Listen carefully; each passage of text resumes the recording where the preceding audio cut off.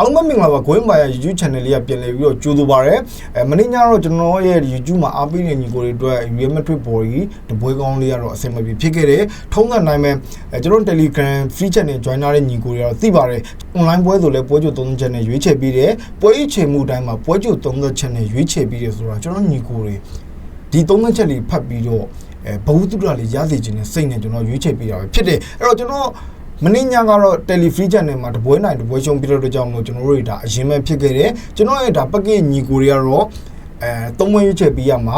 နှစ်ပွဲနိုင်တယ်တပွဲရှုံးတယ်ဆိုတော့တပွဲစာအပေါင်းပြတယ်အဲ့တော့တပွဲစာအပေါင်းပြတယ်ဆိုတော့ကျွန်တော်မြင်နေပြောနေကြတဲ့အတိုင်းပဲကျွန်တော်တို့တွေကြာရှည်စားသောမျိုးမတုံဘောလုံးပွဲဒီနေ့တိုင်းရှိတဲ့အတွက်ကြောင့်လို့ဘယ်လိုပြောမလဲ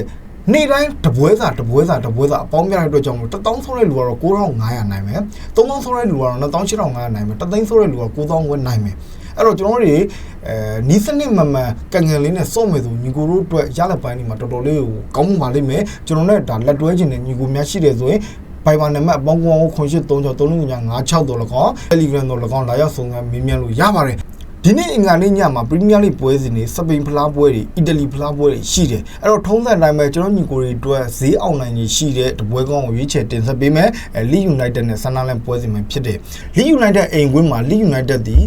အိမ်ကွင်းကနေပြီးတော့ level 100ဘော်ဒီဈေးတန်းပေးကြပြီးတော့ဂိုးပေါင်းစီးတဲ့မှာနှလုံးလုံး50 60ဝန်းကျင်ပေါ့နော်ပထမဆုံးကျွန်တော်တို့စဉ်းစားမှာဆန်နာလန်ရဲ့အလင်းရောင်ကွင်းမှာတွဲဆုံတဲ့အချိန်ဆန်နာလန်ဒီအိမ်ကွင်း current fault လုံးဝကောင်းနေတဲ့အချိန်အိမ်ကွင်းမှာ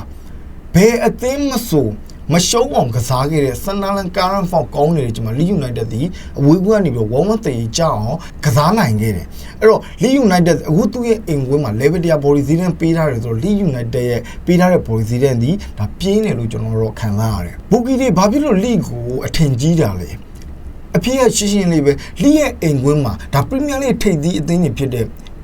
ချယ်ဆီတို့လီဗာပူးတို့ယူနိုက်တက်တို့ကိုလုံးဝကိုဒုက္ခပေးလာတဲ့လီအိမ်ကွင်းမှာလည်းအနည်းဆုံးတပွဲကို2ဂိုးလောက်ထိတိုက်စစ်စွမ်းရည်ပြတဲ့လီယူနိုက်တက်အသင်းနေနေတော့ဒီနေ့ညမှာဒီဇီးတန်ပေးတာတော့မှန်ကန်တယ်လို့ကျွန်တော်တို့ထင်တယ်အခုလက်ရှိဆန်နာလန်ရဲ့ current fault ပြန်ကြည့်မယ်ဆိုဆန်နာလန်ဒီ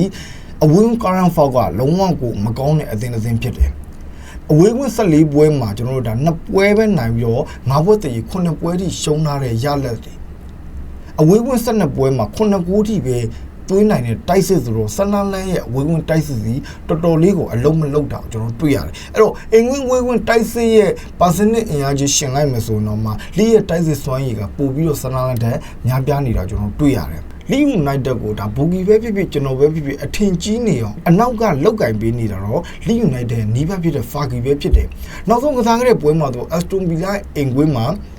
1-1တေးကြခဲ့အဲ့တုန်းကလည်းဒါနီးပြဖာဂီနီနဲ့နောက်တန်းကို9ရောက်လောက်ထားပြီးတော့ဒါအသေးရန် formation ကိုအကောင်းဆုံးပုံစံနဲ့ဒါနီးပြစွမ်းရည်ပြခဲ့တယ်နီးပြတယောက်ရဲ့ရှိတင်ရှိထိုက်တဲ့ technical ဘိုင်းဆိုင်ရာကိုပြသသွားတယ်လီယူနိုက်တက်ရဲ့နီးပြဖြစ်တဲ့ဖာဂီဒီနေ့ညသူ့ရဲ့အိမ်ကွင်းမှာဘလို့ရလက်ဘလို့ formation ဘလို့မျိုး technical ဘိုင်းဆိုင်ရာလေးချမှတ်ပြီးတော့ဒါဆန်နာလန်ကိုအနိုင်ရရှိအောင်ကစားသွားမယ်အဓိကကျွန်တော်ကဒီလိကိုဒီနေ့ညကြိုက်ရတဲ့အကြောင်းရင်းကလေဒီနီးပြဖာဂီရဲ့ကျွန်တော်နီးစနစ်ပိုင်းရဲ့ဆိုင်အောင်ကိုကျွန်တော်တော်တော်လေးကြိုက်တယ်ဒီနေ့ည